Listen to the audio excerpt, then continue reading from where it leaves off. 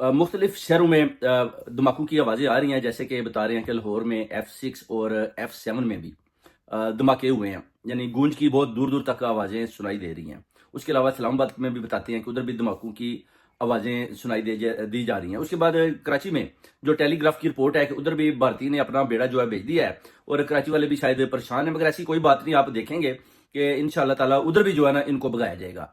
अब ये बड़े परेशान है कि अब करें तो क्या करें, क्योंकि दिन के उजाले में जो शहनू ने इनकी दुर्गत की है, वो अब मोदी भी रो रहा है। आपने देखा मोदी भी बुरी तरह रो रहा है कि ये इतना ज्यादा जो नुकसान इंडिया का पाकिस्तान ने कर दिया है, यानी वो सोच भी नहीं सकता था। वो सोच रहे थे कि हम ड्रोन भेजेंगे और ड्रोन जिधर जाकर गिरेंगे वो ऐसे मुकामत पर गिरेंगे कि उधर तबाही और बर्बादी हो जाएगी। मगर उनके सारे टारगेट आप देख लें कि पाकिस्तानी फौज ने बड़ी दलेरी के साथ उनको अपना जाया भी किया। उसके अलावा फिर जो उन्होंने जवाबी कार्रवाई की वो आपके सामने है कि गुजरात में जिधर मेजर गौरव आर्या रहता है, उधर भी जो हमला किया गया, मेजर भी उधर से भाग चुका है। यानी उसको अभी समझ नहीं आ रही कि ये गुजरात तक कैसे पहुंच गया पाकिस्तानी शहीन।